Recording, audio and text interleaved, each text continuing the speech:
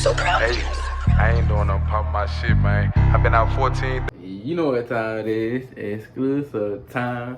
And I'm back with another video. And today we doing a reaction video about Todd Caldwell. This motherfucker is a motherfucking serial killer. This motherfucker is a murderer. If you try to run down on me, I ain't gonna lie, I got that 30 on me. I'm gonna blow that bitch on you, nigga. Hey, I'm just playing around. Y'all know. I haven't uploaded in a fucking minute, you feel me? Like, it been a minute. Nigga been coolin', you feel me? I ain't gonna tell y'all nigga, I'm still gonna have something for y'all niggas though. But look, y'all, shit happened for real, and shit fucked up. But look though, y'all, this nigga Todd Caldwell, we on this dumbass. This came out in July 9th, 2019. Yeah, I ain't gonna lie to you. I watched a little some of this bit just cause I was watching the video about DJ Go Page. Shout out to him. And I was watching him and I found out who this was. He kidnapped somebody, right? And his ass got caught. And they had showed his name, so I looked this nigga up. And when I looked this nigga up, I seen a little video, a little clip, and he said it was like really taking a girl and a nigga, murdered him. I mean, he murdered the girl, he murdered the nigga. They found the girl and shit. We'll do. I'm gonna start all the way back though, okay? I don't got to talk a minute or something. I don't got like a minute or two, so y'all gonna see when I get for real, when I be like, what the fuck? I'm gonna tell y'all why I stopped it though. This is funny ass shit and I gotta put this in the video. I just got to. But y'all know what time it is. I go follow my Instagram at exclusive_time 1K. And go follow my clothing page at exclusive_time_clothing. Thanks for underscore after that bitch. If not, y'all gonna know what time it is, exclusive time.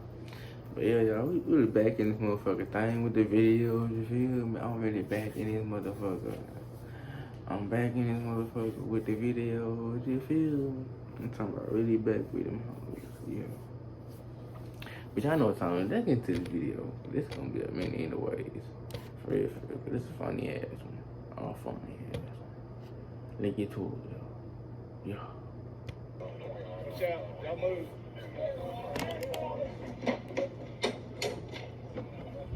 I got it, watch out. Lord, gotcha. Just a girl. How are you, honey? This is bolt cutters. This is our best. He's a paramedic. Oh yeah. Okay, we're gonna get you out of there. Okay. Hey you and welcome. My name is Mike and in this video we're looking at one of those not very nice men. I'm sorry, bro. I'm just gonna cut you out. I don't wanna see you. We can hear your voice, but I don't wanna see your ugly ass at all on my motherfucking screen. Family on August 31st, 2016.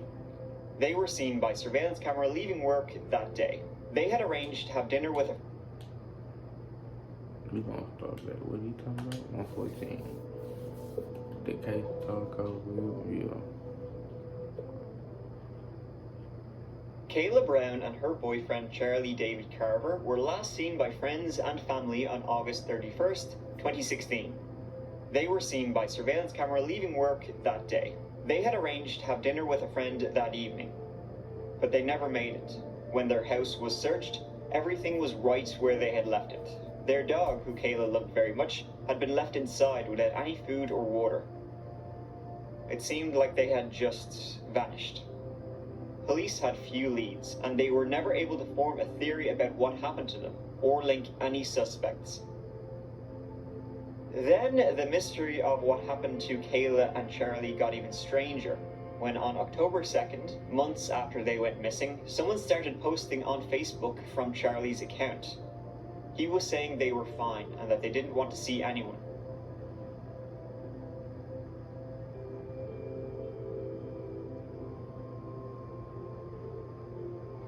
what the fuck? Nah. But that'd be some weird ass shit. Somebody go ghost and then somebody will pop out. You be like, the fuck, that nigga from As you can guess, dead? the posts weren't made by Charlie at all. Then, a month later, after tracking the couple's last known cell phone signals, investigators arrived on the property of Todd Kohlhepp in rural South Carolina. Oh. The deputy who was there thought she heard banging on the property somewhere, and it continued to get louder as they moved to a 30-foot shipping container, and inside was Kayla Brown screaming. Opening the padlock to the container, inside they found Kayla with a chain around her neck. She had been there for 2 months, and there was no sign of Charlie.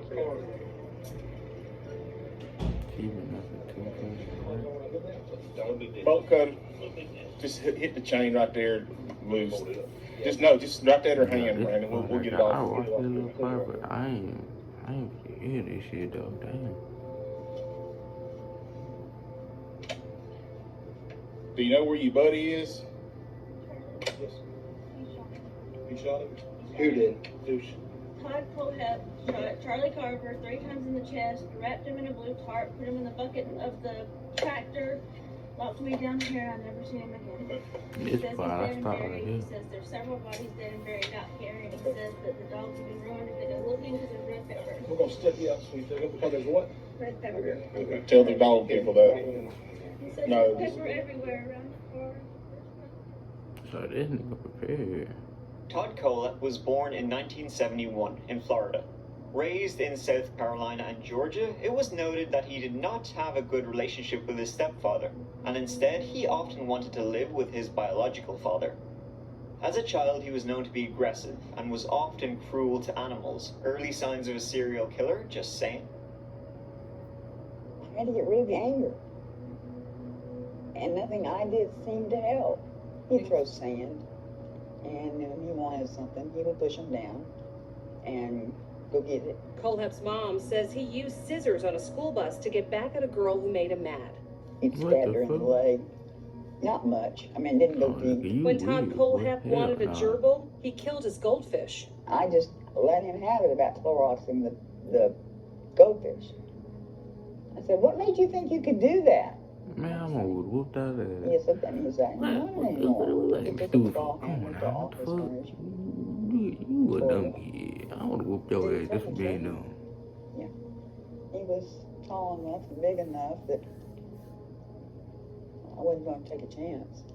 So I locked him in his bedroom at night when he went to sleep, and I locked me in my bedroom. In 1983, Todd went to live with his biological father in Arizona. His first reported violent act was in 1986 at the age of 15. After luring a 14-year-old girl outside from babysitting her siblings, he forced her into his home at gunpoint and then bound, gagged, and sexually assaulted her. Afterwards, he walked her home and threatened to kill her younger siblings if she told anyone about what had happened. Todd Kohlhepp was charged with kidnapping, sexual assault, and committing a dangerous crime against children. He had a crush on her, and he wanted her to be his girlfriend. And Todd went down there and got her and brought her home. They should murder your ass. And At gunpoint. yes, he did. In 1987, he pled guilty to the kidnapping charge, and the other charges were dropped. He was sentenced to 15 years in prison and registered as a sex offender. While in prison, he attended and graduated from Central College, Arizona with a bachelor's degree in computer science, and he was released in 2001.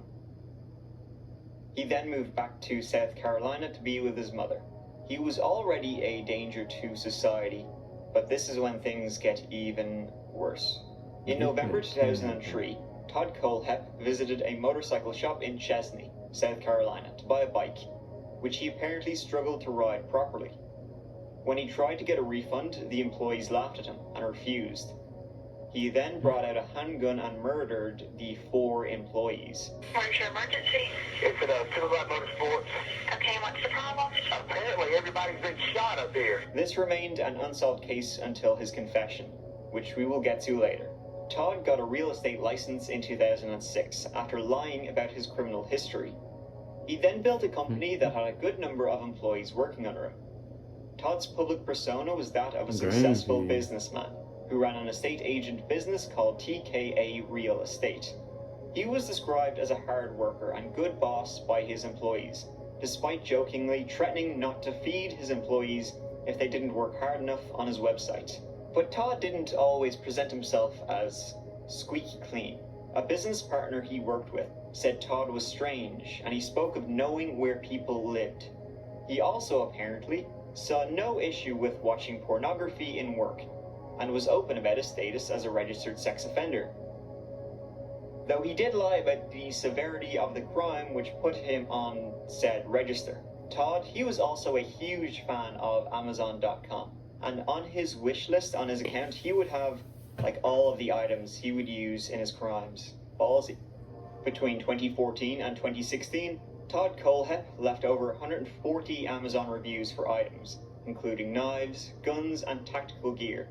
And his reviews were absolutely bizarre. I think he thought the reviews he left on items would be taken as a joke by others, when in reality that's exactly what he was actually using these items for. For example, keep it in car when you have to hide the bodies, and you left a full-size shovel at home. Haven't stabbed anyone yet. But I'm keeping the dream alive, and when I do, it will be with a quality tool like this. Solid locks. Have 5 on a shipping container. Won't stop them, but sure will slow them down if you're too old to care.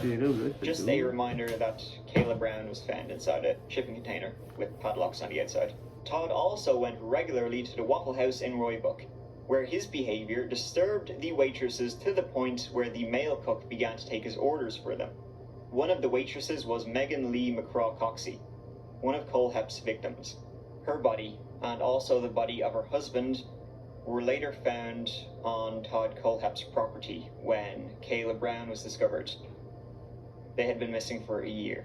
They both had been shot to death. After Kayla was rescued, Todd was arrested immediately. Wasn't exactly hard, she was found on his property. Well, we were here, right? My sergeant served a search warrant on your property. Okay? We have Kayla. In your property. She was locked in a container. Okay? She has told us that you shot and killed Charlie. Okay? So at this time, I'm going to need you to stand up and put your hands behind your back. He's already done. Okay. You're under arrest right now for kidnapping. All right? They're continuing to search your property. They're going to continue.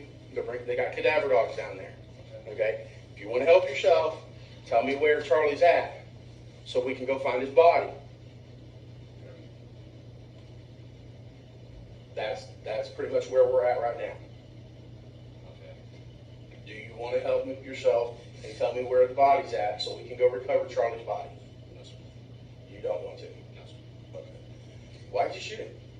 I didn't shoot anybody, sir. Okay, why'd you lock her in a container in your property? I was told. She's on your property right now, locked in a container. They just got her out of they call it a shipping Connex box. She was locked in a container in a Connex box. They got her. We have investigators. We have like 20 investigators on your property right now. And they have found her in the Connex box. So she never left your property. Okay, you locked her in the Connex box, and she has told investigators that you shot and killed Charlie.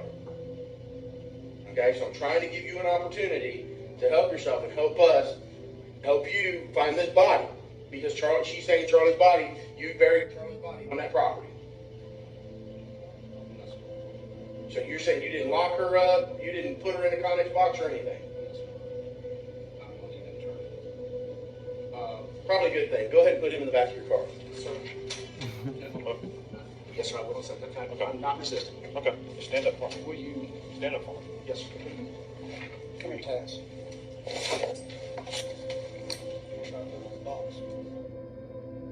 Kayla told police that Todd had killed Charlie and showed her the graves of his other victims to scare her into submission. The first 2 weeks I was there in the building, my ankles were cuffed, my hands were cuffed behind my back, and I had a chain around my neck.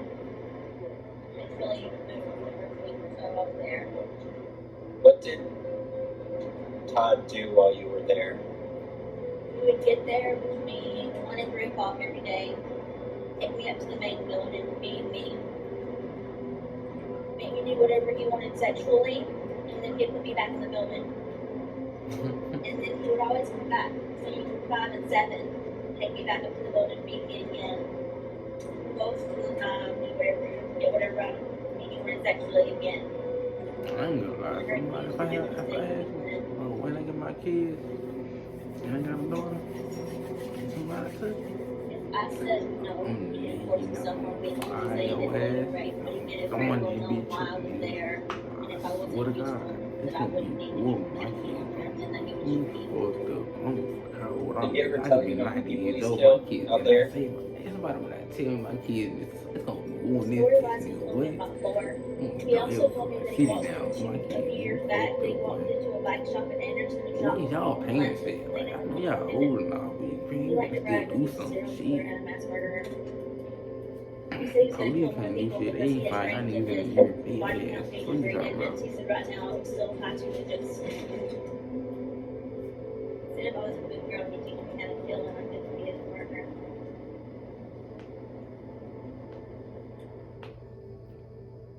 Todd later confessed to the 4 murders in the motorcycle shop and to the murder of the Waffle House employee and her husband. Got there. Not everybody was there. Went and sat on a few bikes, did my usual. That's how niggas see bad watching it about it. Think we finna And doing my best to make sure that we paid I would have worked his ass. customers. You a kidnapper too, boy. You would not touch me. I was damn about the murder charge. So I You go was a down kidnapper. I'm south. gonna work your bitch ass, nigga. Kind of funny. Kayla put on her paperwork when she was writing stuff out to me that she found a killer with a conscience and a kidnapper with morals. Whatever the hell that meant. You remember that? Yeah. I just said, after she said, I spent a lot of time thinking, going, wow, kind of, okay. I cleared it in under 30 seconds. You what now? I cleared that building in under 30 seconds. You guys would have been proud. I'm sorry, but you guys would have been proud. Have you killed anybody else in Spartanburg? No, sir. Have you killed anybody else in South Carolina? No, sir. Have you killed anybody else? And this is why I ask you this. Is that enough? Oh, there's a collar in there? That collar was Kayla's. That collar? Yeah, she had me order it. She asked you to order it? Yes, sir. A search of Todd's property revealed a lot of weapons. 9mm pistols outfitted with suppressors, semi-automatic rifles, and a hell of a lot of bullets.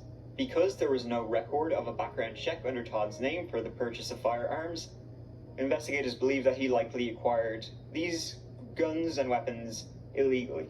A Spartanburg County man, Dustin Lawson, has been indicted on 36 counts for allegedly lying on applications for guns and suppressors, and instead of keeping the guns for himself, selling them to a convicted felon. It's also believed that Todd has many, many more victims he just hasn't told police about. He even admitted it. For example, in May 2003, there was a triple homicide at a Blue Ridge Savings Bank. The police now believe Todd to be a person of interest. In 2017, he wrote a letter to the Spartansburg Herald Journal, which would have been his local newspaper. He wrote, "Yes, there is more than 7. I tried to tell investigators and I did tell the FBI, but it was blown off. It's not an addition problem, it's a multiplication problem. Leaves the state and leaves the country. Thank you, private pilot's license. At this point, I really don't see a reason to give numbers or locations." He was an amateur pilot, so it is very likely that he could possibly have victims all over the United States. On August 20th, 2018, Todd Kohlhepp told investigators he buried 2 more victims' bodies around Enoree, South Carolina. This ups his body count to 9, again, at least. Todd said the bodies were near Interstate 26, and investigators brought Todd with them to look for the victims. Authorities are unsure as to who the 2 additional victims are. The search was reportedly ended the next day, August 22nd. after nothing was found. Who knows, maybe he was just toying with the police at this stage. Todd Kohlhepp was charged with 4 counts of murder in relation to the motorcycle shop shootings and 1 count of kidnapping in relation to Kayla Brown's abduction. He was later charged with 3 additional counts of murder for the murders of Charlie David Carver and Megan Lee McCraw-Coxey, and also her husband. Todd Kohlhepp managed to escape the death penalty in a plea bargain with prosecutors, and instead was sentenced to 7 consecutive life sentences, with an additional 30 years for the sexual assault charge and another 30 years for kidnapping. That's a lot of years in prison, but I don't see a problem with that. Although his defense swore at his sentencing that there were no other victims to be found, Todd has since repeatedly admitted, as we've already seen, that there are at least a few more. As of today, however, he is keeping the details close to his chest. Todd Kohlhepp was one of the absolute worst, and the fact that his final apprehension was similar to Israel Keyes, kind of a stroke of luck. If the police hadn't heard the banging coming from the shipping container, they may have never found Kayla and then arrested Todd. Also similar to Israel Keyes, he demonstrated a just magnificent level of arrogance, practically screaming, "I am a serial killer" from his Amazon account. But it's online, and well, he knew no one would take him seriously. It remains to be seen, however, the full extent of Todd Kohlhepp's crimes. And maybe we never will. He doesn't seem to be very forthcoming with more information. Oh, and most recently, in October 2018, the 95.6-acre property Todd Kohlhepp once described as his killing field has been sold. Strangely, the company who bought it are called Strange Properties No. 1 LLC. They paid over $700,000. I couldn't really find much information about the company, but their name is, well, quite literally, strange. So who knows what they're going to do with Todd Kohlhepp's property? Maybe put up a theme park there. Who knows?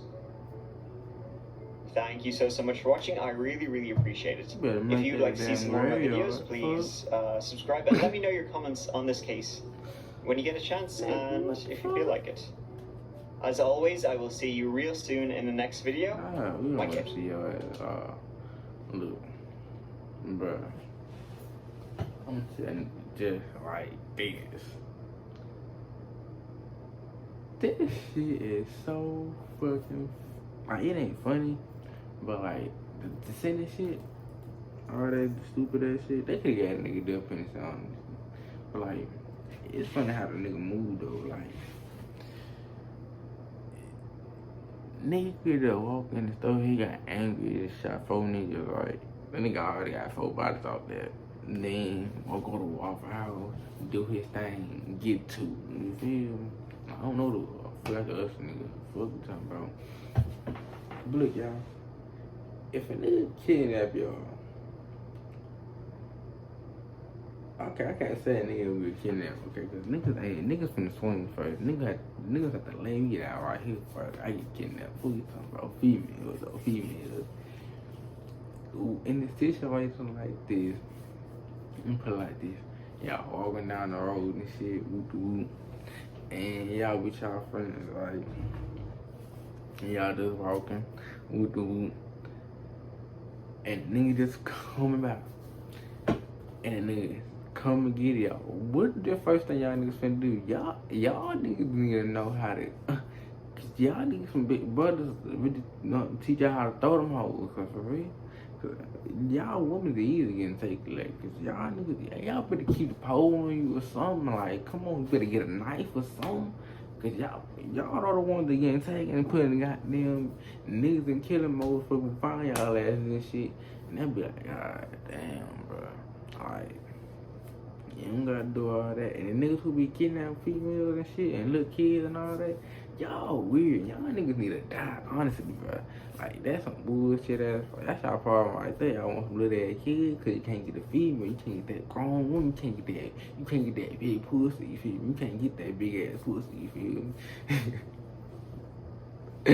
Hey, but look, y'all niggas some grown ass men trying to want some little ass kids. I ain't gonna lie, y'all. Y'all finna see another reaction today.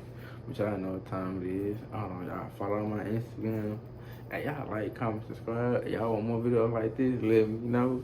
And let me know if y'all fucking with me or not. And make sure y'all follow my Instagram at exclusive_time1K. And my clothing page, exclusive_time_clothes_. Yeah, one of them. But y'all know what time it is. Exclusive time. And y'all this thing. Yo. It's a story of a young nigga.